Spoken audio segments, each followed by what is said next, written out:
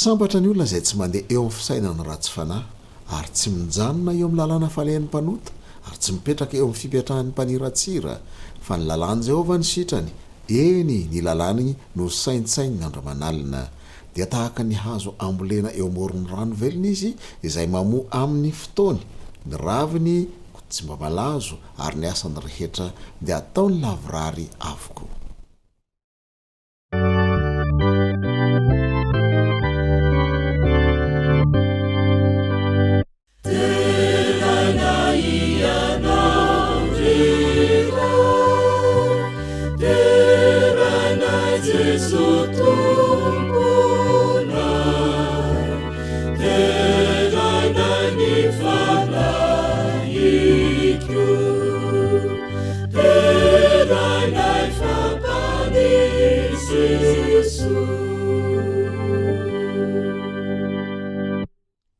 Ivavaka isika atreo izao fotoana izao ry Janoary ny lanitra sy ny tany, tombony tomponjanaka ny mpanjaka maefa ny zavatra rehetra. Aoka ho tsapanay amoly voly any anatin'ny fanahana rehetra ny fanahanao ary atsapa fiadanana izay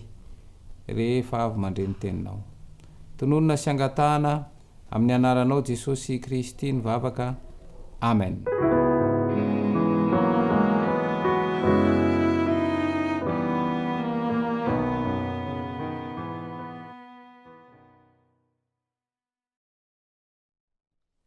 Arabaina ry ilaino asoavina ny tompo fombanao. Izany tsorano avy an-danitra izany iray no entsika mifampiaraba amin'ny ity maraina mahafinaritra ny sabata nomen'Andriamanitra antsika ity. Isaorantsika Andriamanitra ho azy rehetratrany ny dera ny laza ny soatra ary voninahitra satria noho ny fitahiny ny fiarovany ny fahasoavany no mbola nahitoy izao antsika ka nahatratra izany sabata izany isika. Ny firariana ary dia ny andalovana tsika tsiraray avy sabata feno fifaliana sy feno fitahina hanovozana ny fanamasinana ihany koa. Iaraka idiran'Andriamanitra ary isika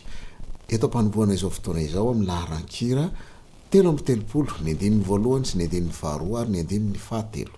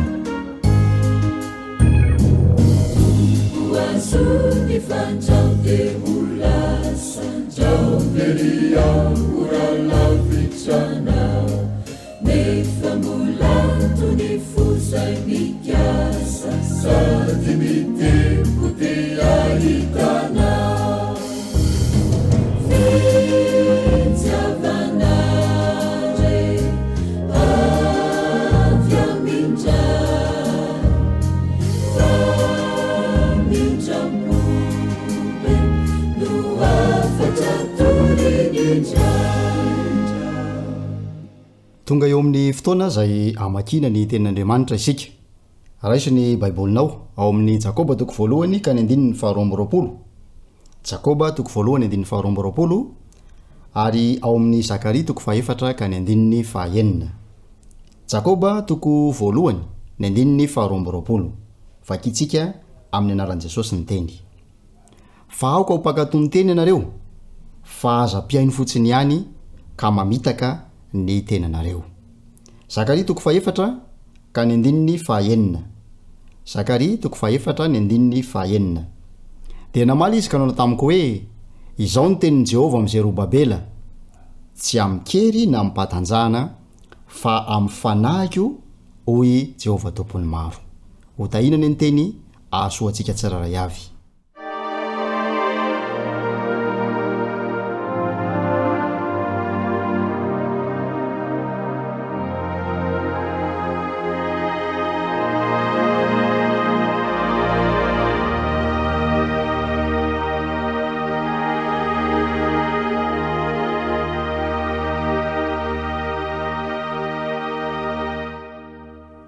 Manasanao hiara iombom-bavaka amin'ity maraina ity.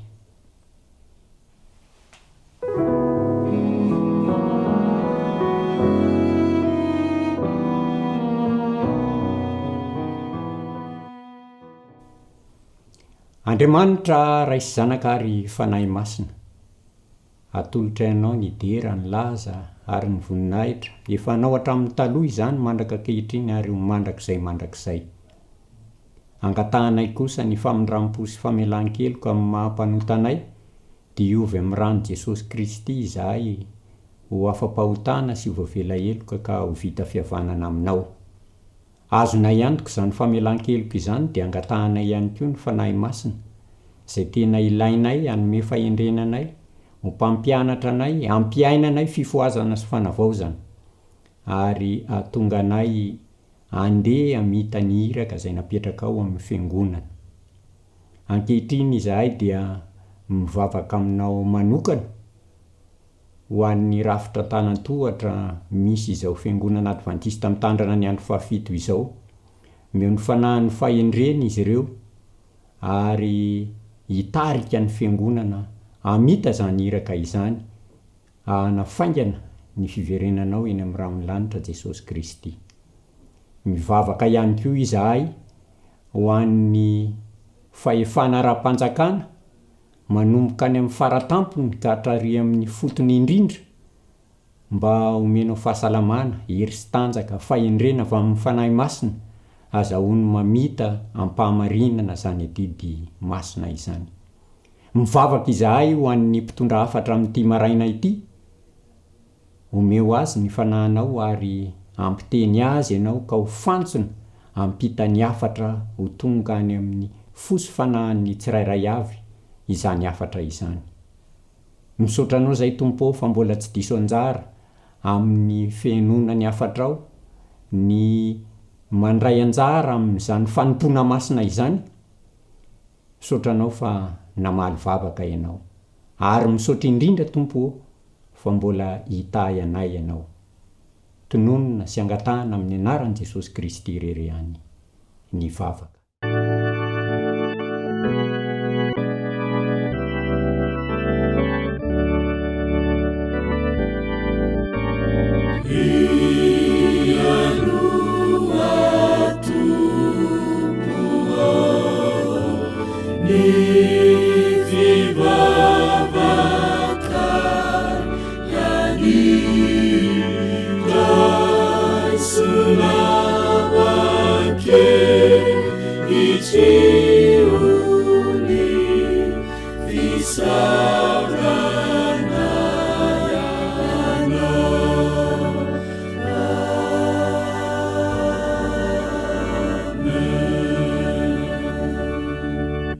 Amen.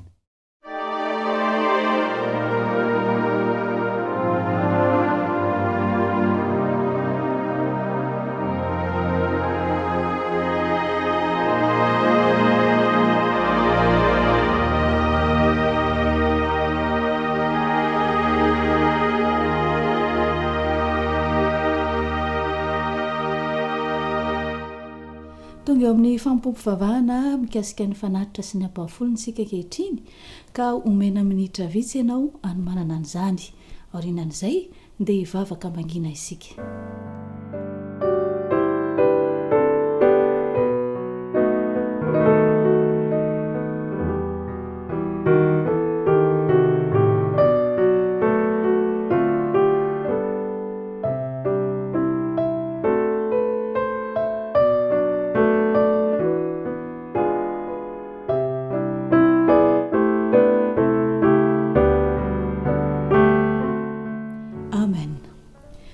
Rehefa nametraka an'Andriamanitra ho lohalaharana Mosesy. Mety ho sarotra amintsika mametraka an'Andriamanitra ho lohalaharana indraindray. Kanefa andeha sika akalesona avy amin'ny tantaran'i Mosesy izay nanao izay fanandramana izay. Efa fantatsika tsara moa fa Mosesy dia nasain'Andriamanitra, natsoin'Andriamanitra ny marimarina kokoa hitarika ny zanak'Israely hivoaka avy tany Egipta. Tamin'ny voalohany dia nandà Mosesy satria nihevitra izy fa tsy mahay miteny votsavava ary saika hiatehitra tamin'ny herin'ny tenany. Kanefa rehefa nametraka an'Andriamanitra ho lohalaharana izy dia nahavita ny hiraka izay nampanaovin'Andriamanitra azy. Rehefa nilaza ary Mosesy fa tsy mahay miteny votsavava dia nilaza Andriamanitra fa izy no hampianatra azy sy hanoro-hevitra azy ny zavatra tokony ataony sy ho lazainy. Dia nilefitra Mosesy ka nanao an'Andriamanitra ho lohalaharana. Ankehitriny dia miantso antsika rehetra ihany koa Andriamanitra tahaka ny antsoina Mosesy hanao hiraka anankiray. Ka rehefa manao an'io hiraka io isika dia ny filazana ny famonjena amin'ny olona rehetra dia ndao hanao tahaka Mosesy, Andriamanitra no ataontsika lohalaharana eo amin'izay hiraka mpanaovin'Andriamanitra antsika izay fa tsy hantehitra amin'ny herin'ny tenantsika samirery. Taddio olona tahaka antsika ihany Mosesy. Tsy tonga lafatra izy, nanana ny fahadisoany kanefa rehefa nanaiky ny antson'Andriamanitra izy ka nametraka an'Andriamanitra ho lohalaharana dia tanteraka ny hiraka nampanaovina azy. Rehefa nanao an'Andriamanitra ho lohalaharana Mosesy dia naseho an'Andriamanitra azy ny planina sy ny drafitra rehetra izay ataony hahatanteraka ny hiraka. Ankehitriny ary dia mangataka antsika rehetra hiary hivavaka mba hahatonga antsika ametraka an'Andriamanitra ho lohalaharana eo amin'ny fiainana ihany koa tahaka any Mosesy.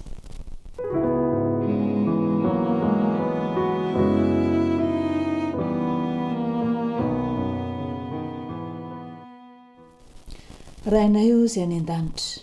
ampio izay hanao ny fikatsahananao sy ny fanjakanao ho lohalaharana. Ekeo ny fanompoam-pivavahana izay atolotra ankehitriny dia ny vola, ny fanatitra sy ny ampahafolony ary ekeo ihany koa ny fanoloran-tenanay hanao lohalaharana eo amin'ny hiraka izay hampanaovinao anay ankehitriny. Mamelany heloka i Jesosy eo fa amin'ny anaranao mahavonjy no angatana izany. Amen.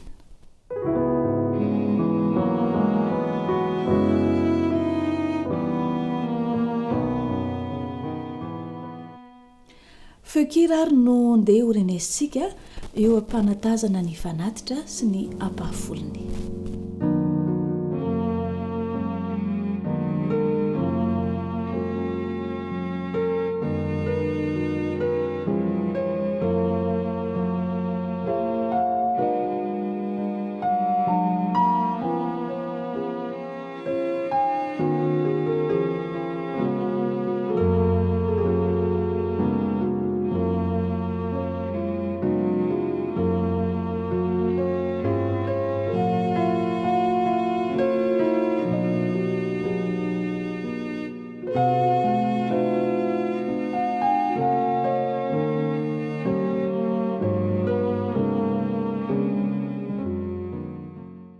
Ny hira fa 700 no ndeha ho redontsika eo ampanolorana izao fanatitra sy ny ampahafolony izao.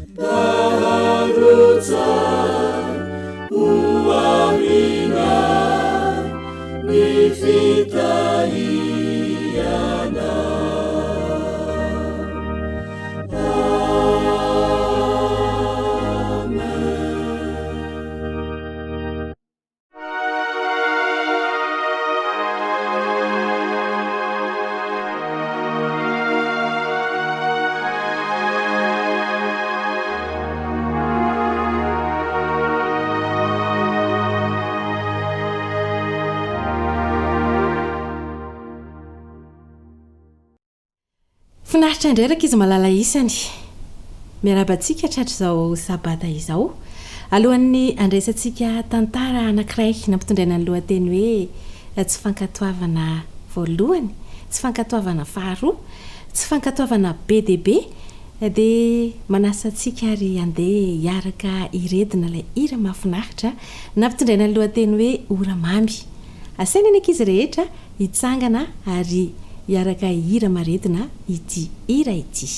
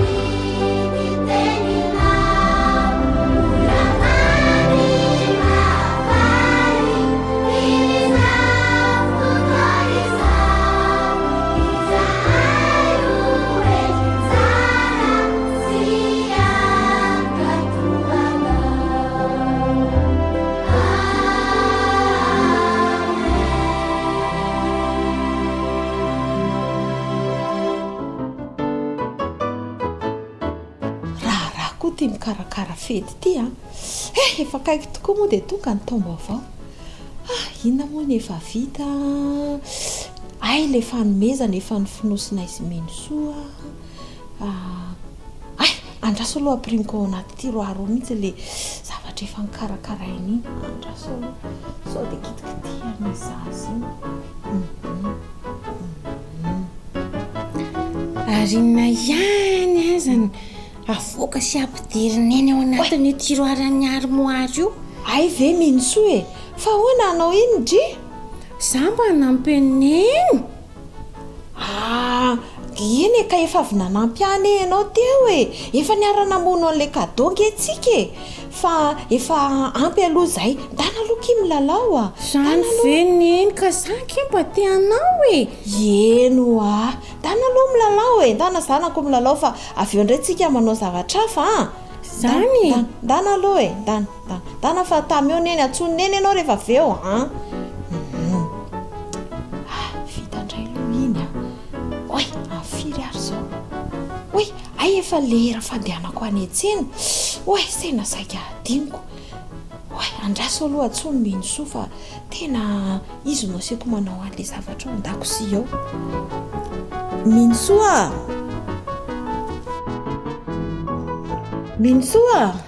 oi ahoana neny ahoana tompoko ay ve indry tao efa inona na mahavariana indry ao lalao mbola variana ny lalao aneny ay ve zao minosoa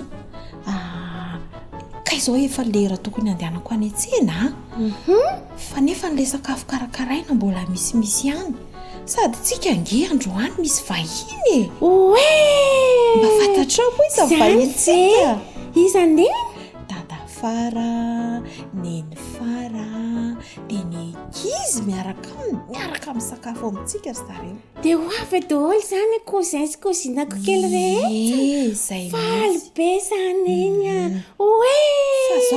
mila fiara-miasa kely any Minsoa. Zany Zao efa nampangotrahako ny anina ny rambary efa eo amin'ny fatana io dia zao tsipino aloha le vary tao tsara tsipina tsara ny vary dia arotsaka zany efa ao anaty sahafa ao efa ampy atsika dia tsipinina tsara dia arotsaka dia masaka izay mandra-piverina fa za aloha andeha ho any an-tsena ny laoka efa misy masaka tsara mihitsy ao anatin'ny lafaoritsika ao dia zao dia ividy sachet ngeza be koa any an-tsena anasiana an'ilay zavatra nampirimina ao anefitra ao fa enoy tsara aloha enoy tsara aloha miaino tsara ianao eny tompoko zao tandremo midikiditra ao anefitrano tsy miditra ao mihitsy ianao dia tsy voaina mihitsy ny varavarana tsy azo atao misy rivotra mihitsy ao aloha tsy azo idirana mihitsy zany zay mihitsy misy zavatra karakaraiko ao tandremo ry Minsoa eny tompoko endry tsara ianao raha endry tsara ianao dia hitondrako zavatra va any an-tsena zay rehefa jaune eny mafana be ny andro tandremo so adinoneno mitondra satroka fa mainy andro any ankeny eny ay ohatra ka le izy rehefa ity ambony lohako Minsoa koa zany tsy mijery aloha za andeha zay ny harina efa ao an-dala tsara fa aloha andeha endry tsara Minsoa wineny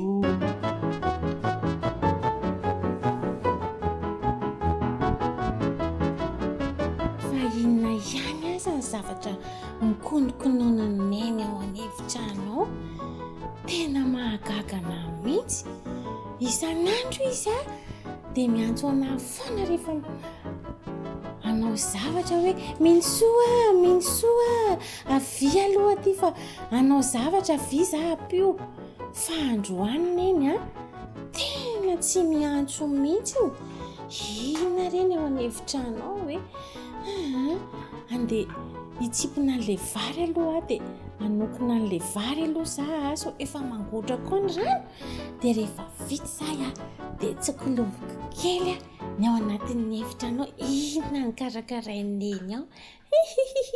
anjasa aloha atokoko ilay vary fa efa mafana ny rano dia rehefa vita zay dia mitsorika kely ao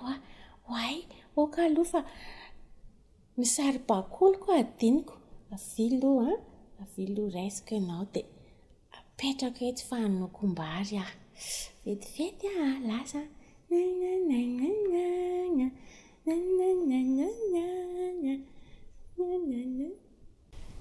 voarotsaka aloha ilay vary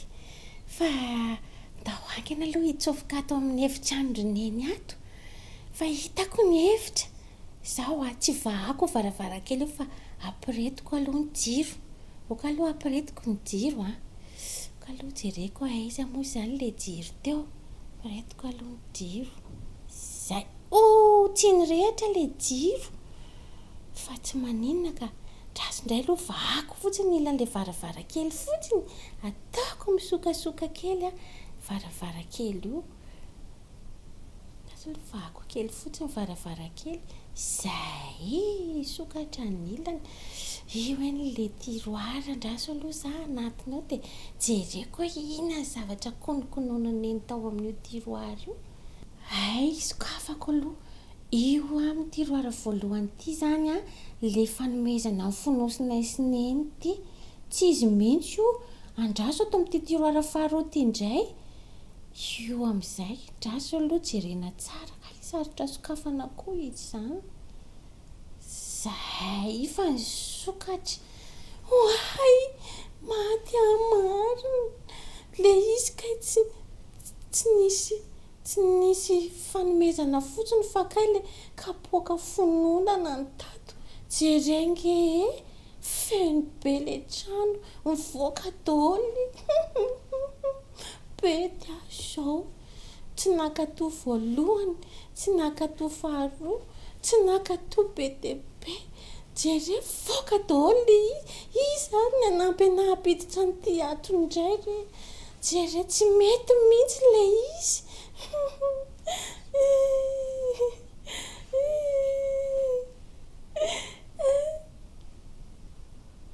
ohatray neny mary Minsoa neny fahoy oay ina daholo reto mifona neny andray mifona oy feno ny trano inona reto inataonyity zanako hoe ka neveriko oza marina paritaka daholo le tsetsinondana ka neveriko fa ny zavatra kondokonononeny angety hoe tsy natsoneny aika le izy kay tsy surprise fa le tao anatin'le fonondana ny voaka daholo le kapoaka mifona neny fa tsy nakatoa ka zay mihitsy ange anaky tsy ho hainao mihitsy manko ny karakaran'ireo zay ngeny tsy netsoko anao e tsy hainao reo satria zavatra mora miparitaka be zay nge nividianako an'le sachet ampidirana anazy aloha fa reo ondana vaovao atsika dia amezana akory dadafara ianao ty zany dia tena manahirana mihitsy ka feno ny trano ny fonondana tsofony rivotra daholo lasa any velany any angamba n'izao sasany ty minso tio efa tenenineny foana hoe makado zao jereo nge zavatra nyseho hoe fona neny fa lasa nabe asa be aneny mitranao tsony dia akato foana tamin'izay za manaraka zany neny eny ary tandremy fa voakapoko anao manaraka raha ohatra mbola tsy makato sotra neny endao aloha tsy poniny reto zavatra reto tao are afampiko neny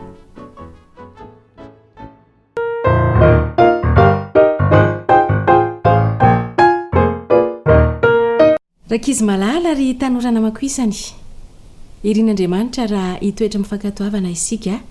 na aiza na aiza toerana misy atsika na atotokantrano ato na eny am-pianarana eny na koa eny amin'ny fiarahamonina eny fantaro fa ny fiankatoavana dia hiteraka vokatsoa ary andraisantsika fitahiana koa asaina isika andeha ankatoa na aiza na aiza toerana misy atsika satria fantaro fa ny zazam-pakantoa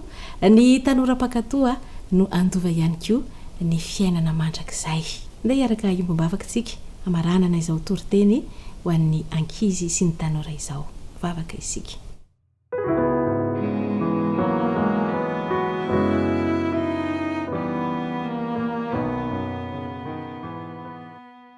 Andriamanitro rainay masina sy tsara indrindra izay any an-danitra tsy hainay tsy hankasitraka ny amin'ny fitiavana naseho anao anay ka afaka nandray afaka nahita ary afaka ny aino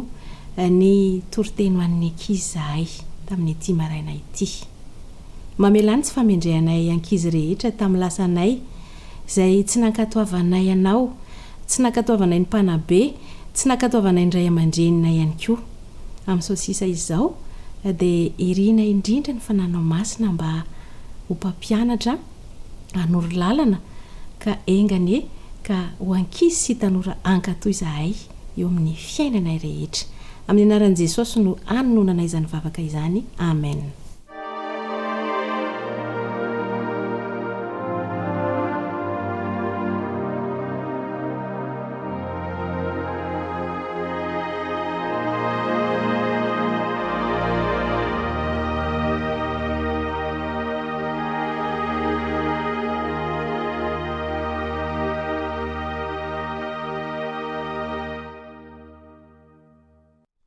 tonga eo amin'ny fotoana anarana ny toriteny isika amin'ity maraina ny sabata ity kanefa mialoha izay ndeha hiaraka amin'ny antokopira balsama fiderana isika amin'ny alalany ity hira iray ity mitsangana mamira prata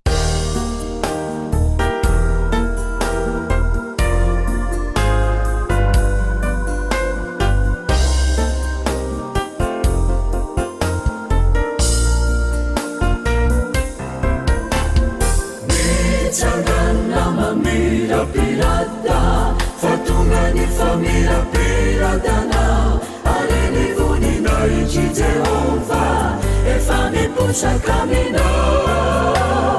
nitsangana mamira pirata fatungani famira piratana achakanilu nitsangana nizuru nyazava madusu naeleza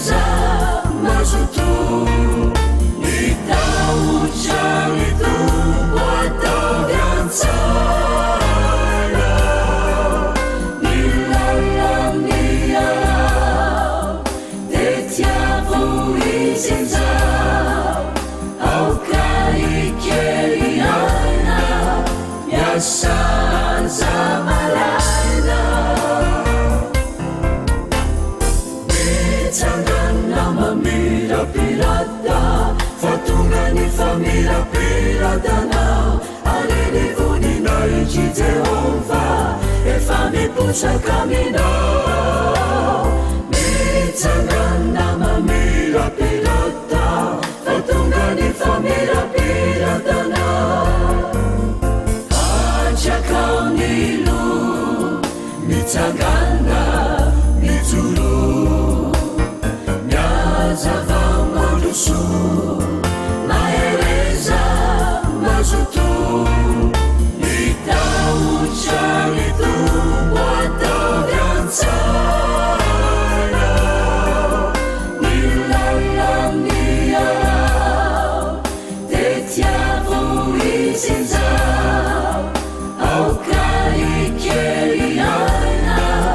miasaza malaina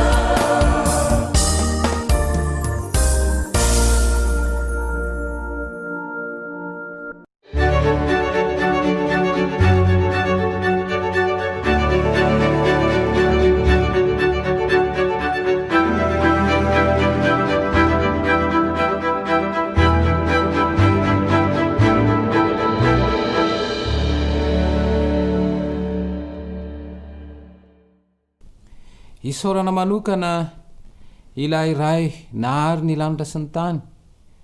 satria nanome atsika folo andro izay nahafana ny fandray tampahary tamin'ny alalan'ireo taridalana izay mifototra amin'ny fikatsana fifoazana raha miresaka fifoazana inona moa no hevitry ny fifoazana satria efa zatra isika mandre izany foana ary to manao programa ny tena marina dia tsy programa ny fifoazana satria tsy mijanona hoe fifoazana fotsiny fa fifoazan'ny tena toe-panahy araka ny Kristy izy io zany dia zatra katsahana isan'andro tsy atao programa izy io ny tena marina fa isan'andro dia mikatsaka an'izay fifandraisana amin'i Jesosy Kristy izay fa mba ampiraisana isika ao anatin'ny programa folo andro mba hitovy ny fampiaratsika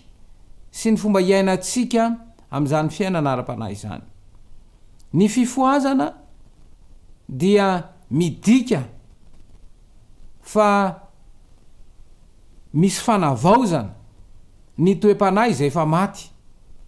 ary ao indrindra mantsy ny olana betsaka no tsy mahatsapa fa maty ara-panahy satria mihevitra ny amin'ny zavatsoan'ity tany ity izay eo daholo ihany izy ireo miara manompo an'i Kristy ihany izy ireo fa misy mahasamy hafa azy ka ity fifoazana ity zany dia famelombelomana ny herin'ny fo sy ny saina raha mijerytsika ny zava-misy mantsy amin'izao fotoana izao ane dia ny mpino maro dia reraka ambanahy manana olana saribahana ketraka eo amin'ny fiainana mihevitra fa manompo an'i Kristy kanefa dia tsy mahatsapa fiadanam-po eo ny karazana aretina ny olana saribahana loatra ny tsy mety voava ireny rehetra ireny dia maneo fa tsy tena mbola fantatry ny mpino ny fiainana ara-panahy ka ny fifoazana zany dia mitarika ny olona ho tonga saina atsapa fa mizatra tsy mety ao tsy misy tena mahita fahafampo amin'ny fanompony an'i Kristy kanefa dia manao ny fomba rehetra izy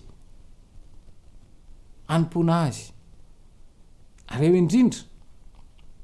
no mila azo sy fantatra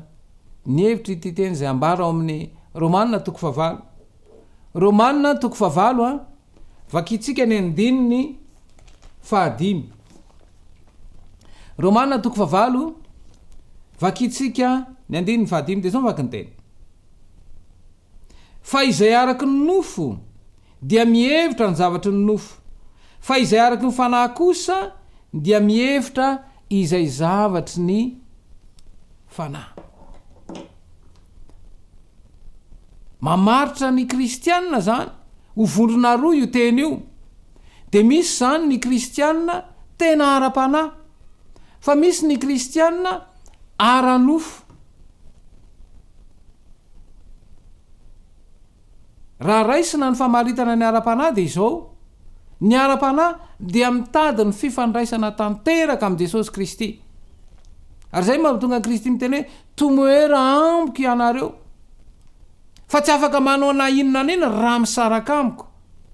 Izany hoe ny ivo ny fiainana kristianina na ny fanompoam-pivavahana kristianina dia Jesosy Kristy, izay ao amin'ny efitra masina indrindra izy ankehitriny, ary mitodika any ny fisainan'izay mino any Kristy. Fa ny ara-panahy, ny tsy ara-panahy kosa izay mifanohitra amin'izay dia tsy inona fa ny fombafomba-pivavahana. Ary betsaka mantsy mihevitra fa rehefa mahatanteraka amin'ny fahafenony ny fombafomba-pivavahana dia iveriny fa zay mahara-panahy. Ary eo indrindra ny mila azo tsara ity hoe ara-panahy ity. Rehefa namorona ny olombelona mantsy ny pahary dia hita ao amin'ny Genesis 2:7 ny fomba namorona ny pahary ny olombelona. Dia zao ny voalaza ao amin'ny Genesis 2:7 io. Genesis 2:7 dia zao ny vakiny teny: ary vovotany no namorona ny Jehovahandriamanitra ny olona, ary no fofony ny fofonaina mahavelona mivavorony dia tonga olombelona izy. Vovotany no namoronany ny olombelona, fa izao nofony pahary fofonaina mahavelona dia tonga olombelona izy. Izany hoe ny fahafahan'ny pahary mifandray amin'ny olombelona zany dia efa nataony tao. Ka ity hoe fofonaina mahavelona ity ane dia tsy inona fa oxygène, satria tany amin'ny andro faharoa dia nisy ny abakabaka, izay teo amin'ny abakabaka tsy misy ny rivotra dia tsy inona fa lay oxygène mahavelona antsika. Ny olombelona mantsy rehefa tsy mahazo oxygène ao anatin'ny 3 minitra ny selan'ny atodo dia maty izy. Ary rehefa maty nga misy ninona azo atao intsony. Ka eto zany lay fahafahany Kristy mifandray amin'ny olombelona dia miditra mivantana ao amin'ny saitsika ao izy, avy amin'ny alalan'ny fiasany fanamasina. Tena mifandray, misy fifandraisana tanteraka amin'ny Kristy. Ary ny atao hoe ara-panahy zany dia mifandray tanteraka amin'ny Jesosy Kristy amin'ny alalan'ny fanahy masina. Andao jerentsika ny voalazan'ny Korintianina voalohany. Korintianina voalohany ny 2:2. Korintianina voalohany 2:2. 2:2. Korintianina voalohany 2:2. Dia zao ny voalaza ao: fa izahay manana ny sain'i Kristy na ny fanahiny Kristy. Izany hoe raha vao miresaka ara-panahy zany isika dia tena firaisana amin'ny Kristy. Izahay dia manana ny sain'i Kristy, fanahiny Kristy. Ka raha miresaka saina izany, araka io teny io, saina mira fanahy dia tsy ny fa fanahy masina. Fa izao rehefa tafiditra ny ota dia izao lasa no feheziny devolony sain'olombelona. Dia izao feheziny amin'ny alalan'ny filana hafahafa zaraisina miresika aty. Dia ny zavatra zay jereny maso enon'ny sofina, ambolonin'ny orona, tsiron-tsapan'ny lela ary ny fikesena tsapan'ny otra izay mampiditra zavatra avy aty ivelany anajambana ny masom-panahintsika. Ary eo no mahatonga ny hoe raha vao tsy mahatakatra n'izay hoe fianaram-panafy raisana am' jesosy kristy zay fa tsy am' zavatra raisina avaty ivelany de eo no mahatongany hoe am'izao fotoan'izao ny kristianina maty ara-pana izao mantsy lay mpanjakany famaizinana zao ny voalaza ao amin'ny korintianina faharoa toko fahaefatra ny andiny ny fahatelo sy ny fahaefatra izao ny voalaza ny teny korintianina faharoa toko fahaefatra andiny ny fahatelo sy ny fahaefatra zao ny voalaza ny andiny ny fahatelo fa raha miafina ny filazantsara anay dia miafina am'izay overy izany fa raha miafina ny filazantsara anay ny filazantsara ny tsy izy fa jesosy kristy jesosy kristy no ivony nanorenana n'izao tontolo izao jesosy kristy melohany namoronana n'ity tontolo ity dia nanaiky ho faty izy no nanorenana n'ity tontolo ity ka hoe miafina ny filazantsara de zao atao tsy azo zay ambarany soratra masina ary ny zava-doza de hoe atao tsy miorona eo am' kristy ny fombafomba-pivavahana fa aorina amina fombafomba-pivavahana fotsiny ary lasa sarotiny am'izay fitandremana na ny fikajina ny fombafomba-pivavahana fa ny firaisana am' kristy de atao zavatra ivelambelany fotsiny izao mantsy ny toy n'ilay teny amin'ny andiny fahaefatra izay no ajambain'ny Andriamanitra izao tontolo zao de ny sain'ny tsomeny mba tsy mpisahan'ny fahazavan'ny filazantsara ny voninahitry kristy zay endrika Andriamanitra hitantsika teo zany fa rehefa tafiditra ny ota de very ny endrika Andriamanitra teo amin'ny olombelona izay tsy ny endrika io fa toetra ny kristy ary izay endrika very izay hita moa am'izao fotoana zao hoe ny olombelona de noforoana tahaka n'Andriamanitra tahaka ny endrika Andriamanitra namorona azy lasy vavy indrisany fa mifahamonana ny olona matsiravina ane ny vaovao eno amin'ny famonona olona feno abibiny ny tsy fangatiavana ny fankalana ny fanambakana matsiravina satria zay le hoe rehefa tafiditra ny ota de io saitsika io de nogejainy devoly avy amin'ny alalan'ny zavatra raisina avaty ivelany de raisin'ireo retsika dimy na amin'ny teny vahiny hoe 5 sens izay anajambana ny masom-panahy de lasa tsy fantatra intsony ary eo ny hoe betsaka izany ny kristianina ny mpino no maty ara-panahy fa nahoana satria izao mihitsy mantsy lay toejavatra misy ary indrindra ho an'ny mpino am'izao fotoana izao de zao voalazan'ny Timoty faharoa toko fahatelo andiny ny fahaefatra sy ny fahadimy de ny tapany faharoa am'lay andiny ny fahaefatra tia ny fahafinaretana mihoatra noho ny fitiavana an'Andriamanitra ary eo indrindra eto zany zao de hitatsika miavaka tsara tia ny fahafinaretana hoe aranofo hoe ary zay mahatonga misy kristianina aranofo fitiava-pahafinaretana mihoatra noho n'inona fitiavana an'Andriamanitra ary izy zany mikatsaka ny zavatsoa meny ty fiarahamonina ity ary zay mampatonga ny hoe betsaka ny kristianina am'izao fotoana zao zany no manaraka ny fanao ty tontolo ity izay ngely hoe maty ara-panahy fa tsy fantany zany ary zay mahatonga hoe raha tsy tonga amin'ny tena fifoazany toe-panahy araka an'Andriamanitra de tsy atsapany zany mihitsy izy hoe aiza ty efa maty ara-panahy am'izao fotoana zao ny kristianina de tena manao fanakianana mahery vaika ary raha fanehoana fahatezerana fanehoana fahasosorana rehefa tsy tanteraka lay sitraposy lay filana ary io indrindra ny olana ny zao tsy inona fa ny filana ny filako ary io rehefa tsy tanteraka de maneho atezerana ary eo zany no hoe lay kristianina ranofo de manambomboatra fotsiny amin'ny endrika ivelany zao mantsy nytoy ilay tena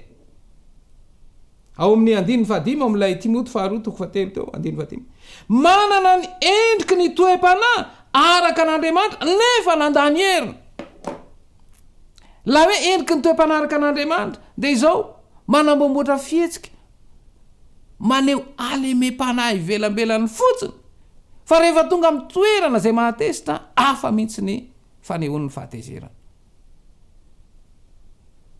mahay mandahatena fa izao mijaly ny olona miaraka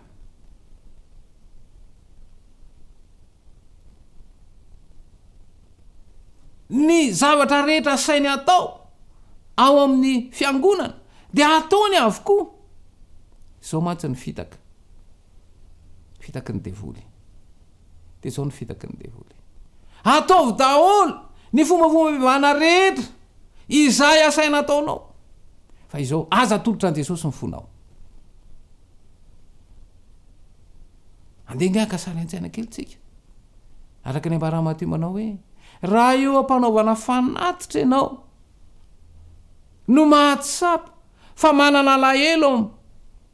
aminao ny rahalahinao dia izao nge nytoy n'ilay teny mandeha avy aloha ny fanatitra ao fa mandehana aloha miavana aminy betsaka ane no manana lolo-po manana angidy-po ampino fa manatanteraka fomba-pivavahana izy ary eo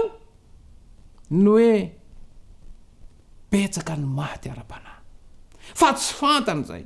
ary zay le hoe kristianina mbola tavela ao amin'ny aranofo fa mila miakatra ao amin'ny dinga ny fiainana ara-panahy dia le firaisana amin'i Kristy fa tsy amin'ny fombafomba-pivavahana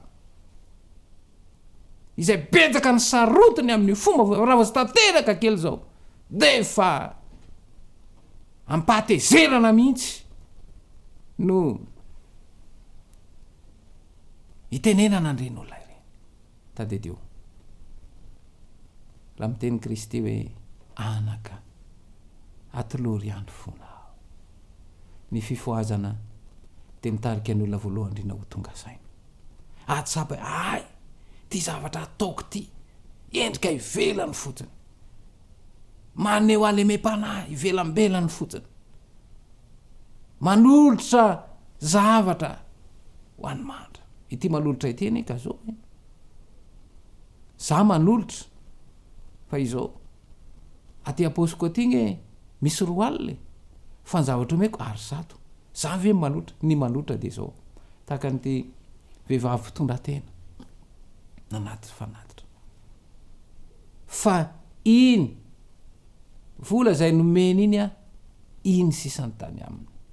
fa neny fariseo izay mirehare hoe ny any be dehibe fa iny ane kely am'le be dehibe anany ny natolony iny fa neny ty mpitondra tena ity dia lay fananany rehetra ny matolo ry mpiaino malala ny famitana atao mpanjaka an'izao famazinan'izao araky natytsika azy teo manajamba ny masom-panahy tsy afantarako hoe aiza ty tsy mbola ao amin'ilay fiainana ara-panahy fa mbola sarotiny amin'ny fombafomba-pivavahana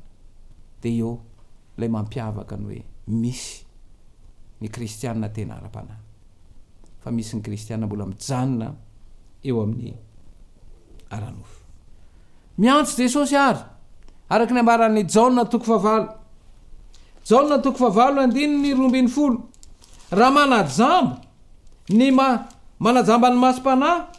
ny mpanjakan'izao famaizinan'izao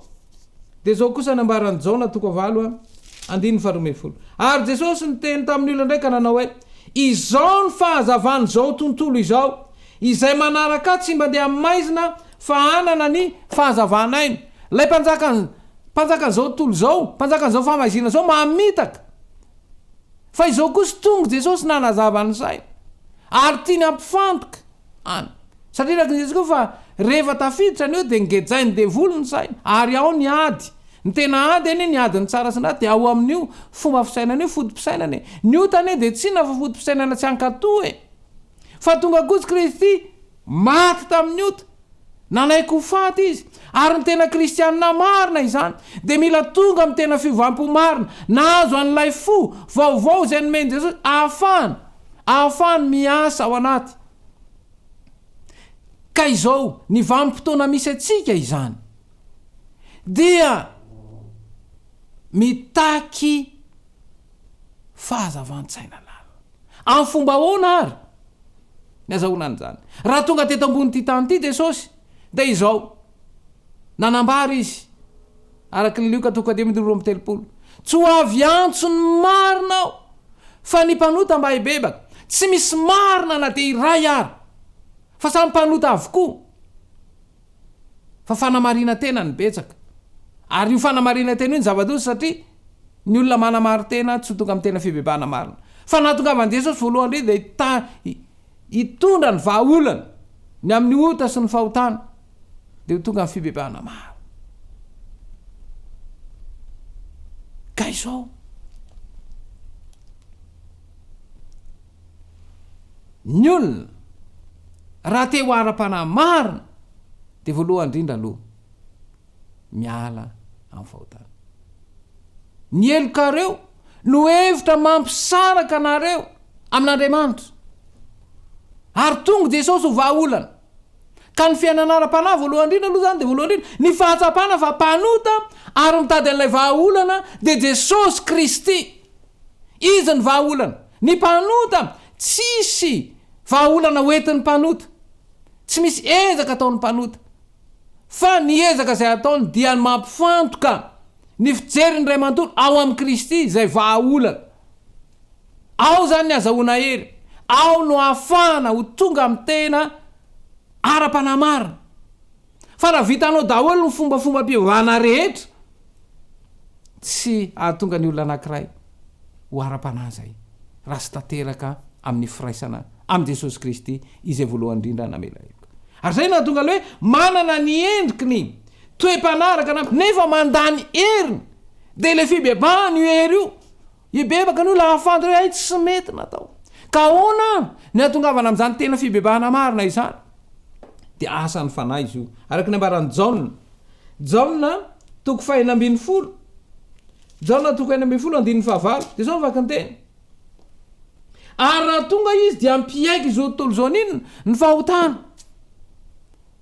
mety mibebaka ny olona anankiray fa izao ny olana ara-petsepo fotsiny mety ory amin'ny tsy fatahary amin'ny filana fa ny tena fibebahana marina izany dia ny fahatsapana fa nanota teo anatren'Andriamanitra fa mifitaka ataon'ny devolo masy dia zao ampifamadian'ny menatra amin'ny tany mamonina kanefa tsy menatra eo anatren'Andriamanitra ary ny zavatra rovan'ny olona dia sao dia afa-baraka ary zay mihitsy matsy ny ataon'ny devolo afa-baraka eo anao raha miaiky fa nanota mangalatra aza manao an'izany afa-baraka ary zay hoe ny raha vany satana voalohany reny zany dia tsy fatahorana an'Andriamanitra fa ny reharehan'olombelona ny hevitr'olombelona ary zay le fiebebona sy ny fireharehana fa laha reny no manjaka dia zay le hoe mbola tavela ao amin'ilay kristianina aranofo mitady ny filana aranofo fa rehefa miasa io fanahy io ary avela hiasa io fanahy io dia manazava ny saina ary io tonga dia afantarana hoe ay za tikay mpanota ary tsy mendriky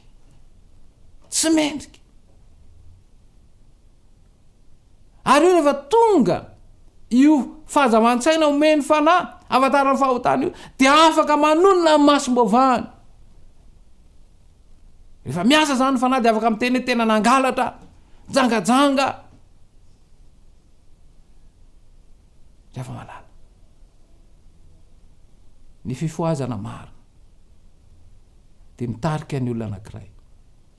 ho tonga saina noho izany fotoana zany zao fotoana izao izay andraisana fanapahan-kevitra hiandany tanteraka amin'i Kristy fa tsy avela ho variana eo amin'izay heverina ho zavatsoa nyity tontolo ity fa hiakaranao midinga ny tena ara-panahy dia feheziny fanahy tanteraka dia ny fanahy ny Kristy izay feno fomba fisainy iray manontolo maty Kristy ary ny mpanota ihany koa mila matiny amin'ny ota ary ny hoe fahafatesana amin'ny ota de tsy inona fa ny batisa izany ary zay mahatongany hoe mila ateraka indray ny tena kristianina marina zany dia mandalo fahateram-baovao ary ahazo an'ilay fo vaovao de tena iny Kristy hoe ny fanahyko no ataoko ao anatinareo rehefa tonga amin'ny tena fibebahana maro de ho hita taratra izany rehefa malala ny vanim-potoana izay lalovantsika de mitaky an'izay hoe tena ara-panahy izay mitaky an'izay firaisana am' Jesosy Kristy izay mitaky ny amin'ny hoe mila miaina ny fiainana ara-panahy fa tsy tavela eo amin'ny fombafomba bevana izay ivelambelany fotsiny ihany koa nandritra ny 10 andro dia tonga Kristy anomeny fanahy ny vanim-potoana misy atsika zany de mila fahazavan-tsaina raha nyteny Kristy hoe izao mifahazavana zao tontolo zao de mila mazava fa nyteny ilayntsika de ny fanahy ka tsy ny fanahy io fa le fahazavan-tsaina ka izao ny zavatra atolotra de mila raisina fa mila mazava nefa ny vanim-potoana misy atsika zany de zao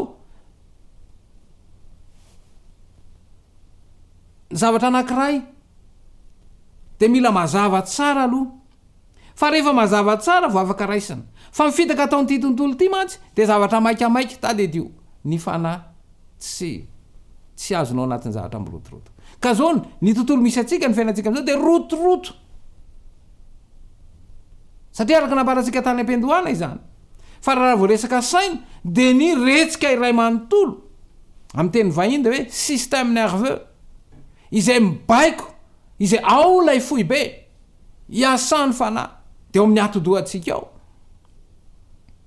ka raha vo tsy feno ny fepetra ahafahany io miasa de zava-poana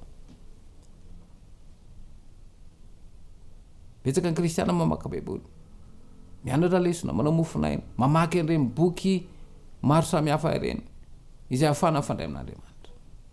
fa raha vo tsy vonona io fohy be io de tsy azo reny zay mampatongany hoe raha mijerena fiainan'ny kristianiny fitiavana ane ny tena torinao e fa amin'ny ankapobeny jerena fa tsy mifankaty mbola misy lolopo mbola misy ngidi-po izay sarotra manala azy ary raha mijery ny fiainany mpivady tsy tena mifankaty mivady ary betsaka no misara-pady am'izao fotoana zao ny zanaka sy ray aman-dreny tsy tena mifankahazo ary ny tany fiainany tanora moa de tafiditra any amin'ny fivaro lavona fiakinandoha amin'ny zava-mahadomelona izany rehetra izany de mandreraka ny fo ka la hery manova izay ao amin'ny Kristy reriany rehefa azo le fahazavan-tsaina de mila raisina lay fanahy ary ny zavatra anankiray rehefa mazava tsara ao an-tsaina de izao eritreretina sy saintsaina rano io fisaintsainana io zany a tsy de ataon'ny kristianina loatra mila saintsaina mila eritreretina lala fa ny sainandrehetra mantsy de ny mahasositra azy ny fahotan'ny hafa zany ny edre ihana zao fa mba mani mba mieritreritra ny any tenany ve izy rehefa malala izay le fitaka ataon'ity tontolo ity rehefa miasa ny fanahy de hitarika anao ho amin'ny tena maro hitarika ho amin'ny maro ary fanahy ko de mitaiza malolokolo ka mila mandinika lalana ny soratra masina mila manokana fotoana andinihana ny soratra masina tamin'ity fifoazan'ity zany de mila mandray fanapahan-kevitra anatanteraka an'izay nambara rehetra ka anisan'izany ny fotoana manokana ifandraisanao amin'i Kristy ahoana moa zay de zay le hoe manokana fotoana tahaka an'i Kristy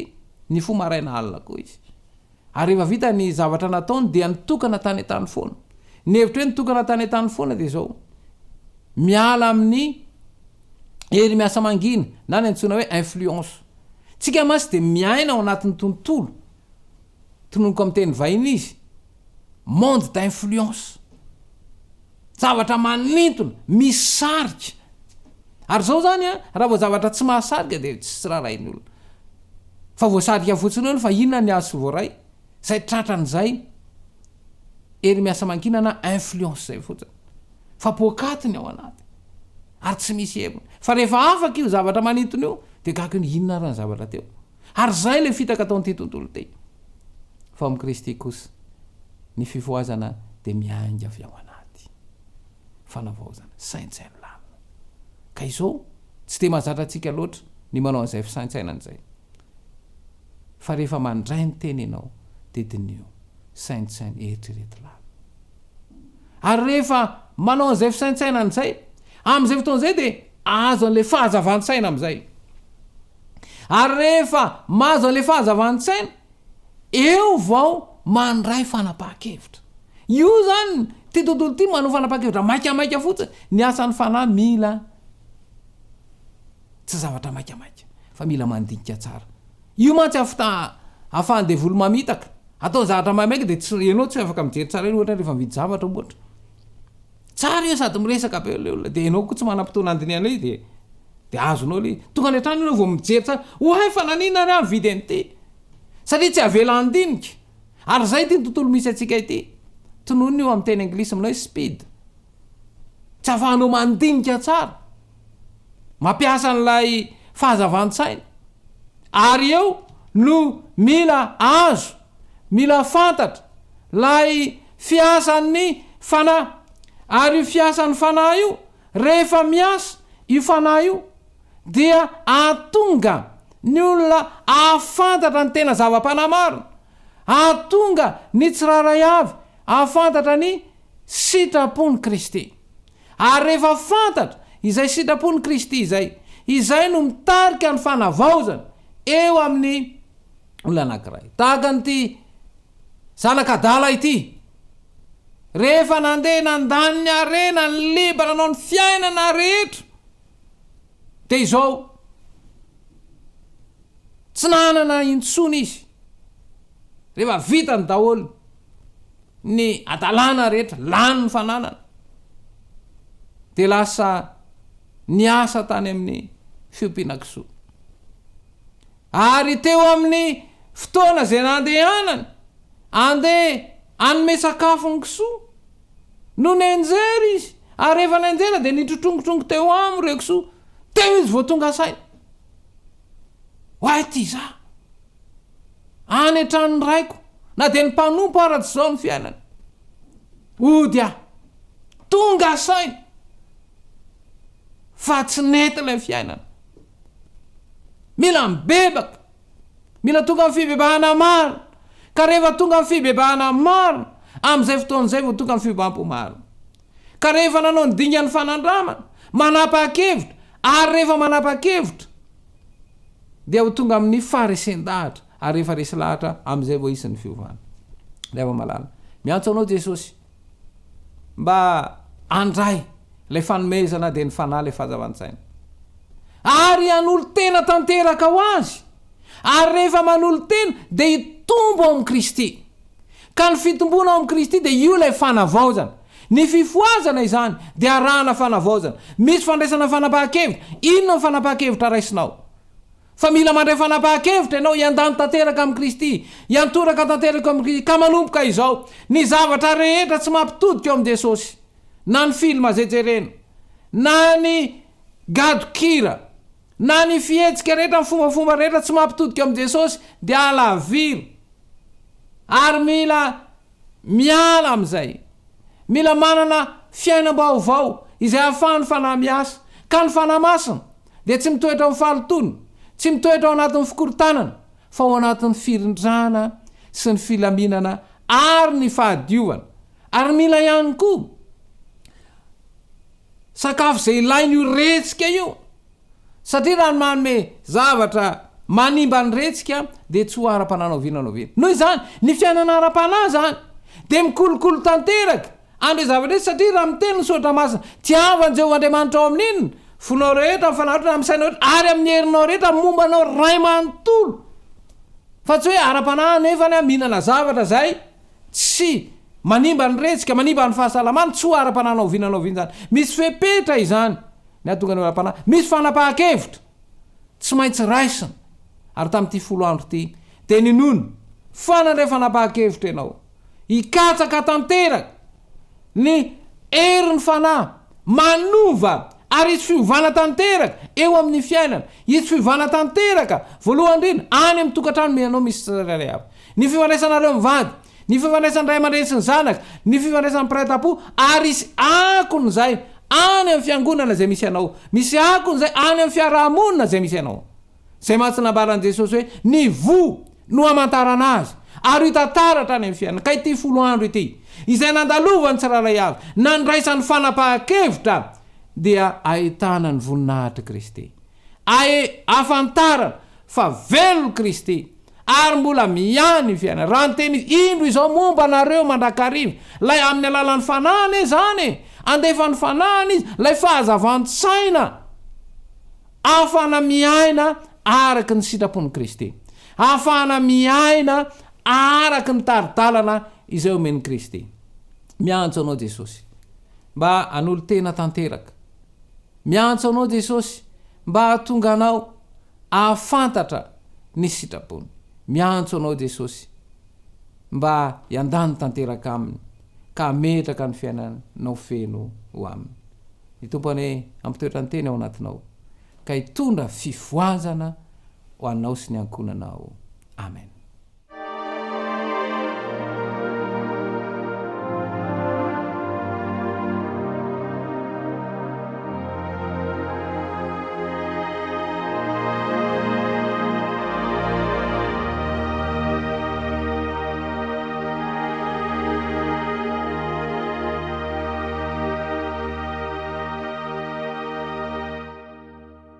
mialohany andraisantsika ny tsodrano famaranana ny fotoana amin'ity sabata ity ary ndeha hiaraka ihira isika ny laharankira 1:30 sy 10 laharankira 1:30 sy 10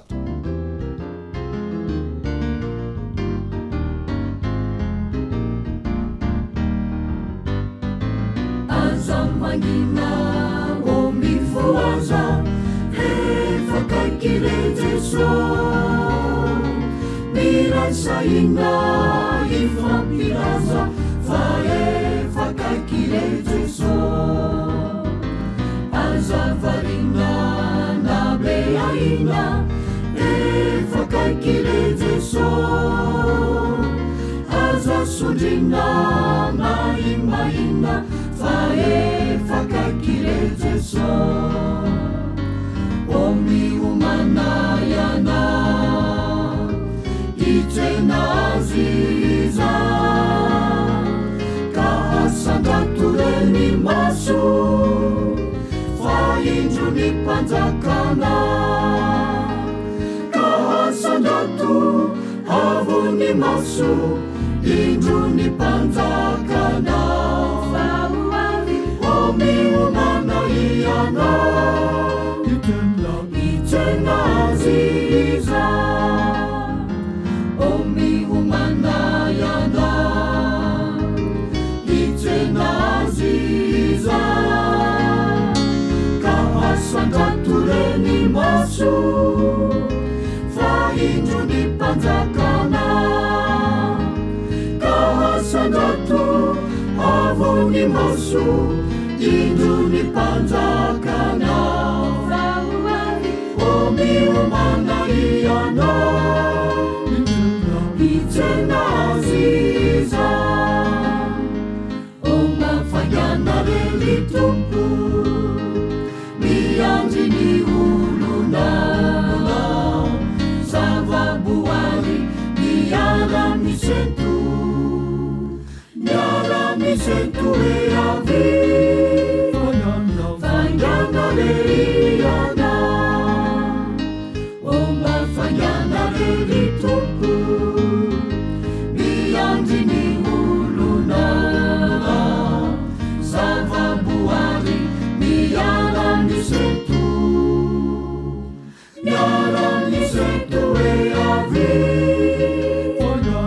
fangana leana. Ankehitriny dia andray ny tsodrano izay tonona ao atsika mianakavy ankehitriny hitanao ane Jehova ka hiaro anao.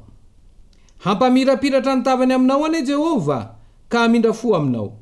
Anandratra ny tavany aminao ane Jehova ka nome anao fiadanana. Tononona amin'ny anaran'i Jesosy Kristy. Amen.